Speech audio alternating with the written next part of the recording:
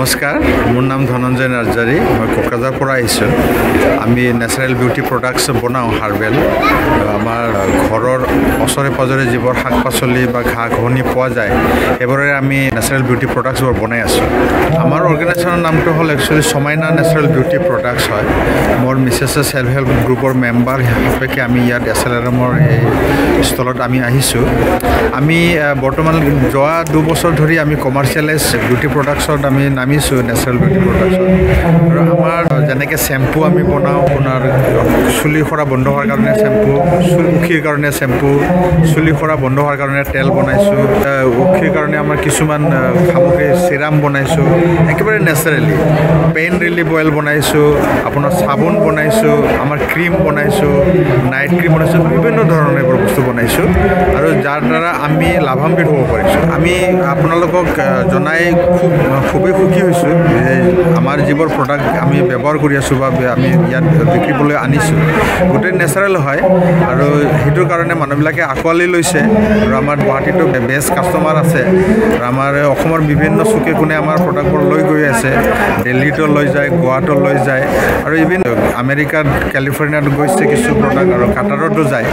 তো মানুহবিলাকে ভাল পাইছে, সেইটো কাৰণে ভাল লাগি আছে। যিবোৰ প্ৰডাক্টবোৰ আমি বনাই আছোঁ ইয়াত আমাৰ ঘৰৰ ওচৰে পাজৰে বিভিন্ন ধৰণৰ গছ গছনিবোৰ আমি পাওঁ। যেনেকৈ আমাৰ সেই ৱাইল্ড টাৰ্মাৰিক আমাৰ ইয়াতে পোৱা যায়। বিৰিণাৰ শিপা লাগে, দুবৰি ঘাঁহ লাগে আৰু বিভিন্ন ধৰণৰ গছ গছনি যেনেকৈ অৰ্জুনৰ ছাল লাগে। তাৰপিছত আপোনাৰ এই হালধীয়াকৈ এটা পাত থাকে যে এই বগৰী গছত, অসমীয়াত তাৰমানে যদি কি কয় নাজানো, এইবোৰ বস্তু পোৱা যায়।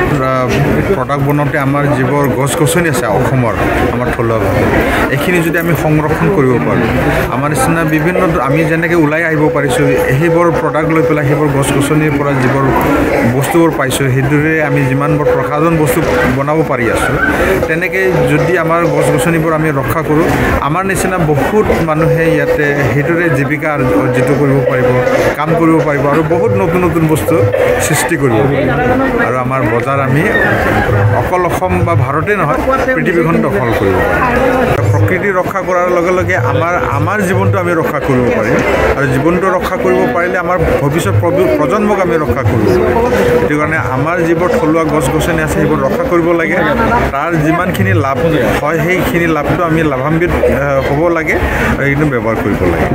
এইবোৰ বস্তু যদি সৰুৰে পৰা মই শিকিব পাৰিলোঁ হয় তে আজিলৈ আমি বহুত আগবাঢ়িব পাৰিলোঁ হয়। সেইটো কাৰণে মই আমাৰ চৰকাৰ আৰু আমাৰ যিবোৰ অৰ্গেনাইজেশ্যন আছে, যিবোৰ সংগঠন আছে, তেওঁলোকক আহ্বান কৰিব বিচাৰোঁ, তেওঁলোকে আমাক যদি সৰুৰে যিকোনো এটা প্ৰকাৰে বা স্কুলৰ পাঠ্যক্ৰম হিচাপে বা কিবা এটা অৰ্গেনাইজেশ্যন হিচাপে কিবা এটা মিটিং হিচাপে তেনেকৈ যদি এটা প্ৰশিক্ষণ দিয়া যায় সৰুৰে পৰা, আমাৰ যিবোৰ বন্ধন আছে, আমাৰ যিবোৰ গছ গছনি তাৰ মূল্য কি আছে, তাৰ ইউটিলাইজেশ্যন কি আছে, সেইটো যদি শিকোৱা যায় আমি আৰু ভালকৈ গছ গছনি সেইবোৰ ৰক্ষা কৰিব পাৰিম।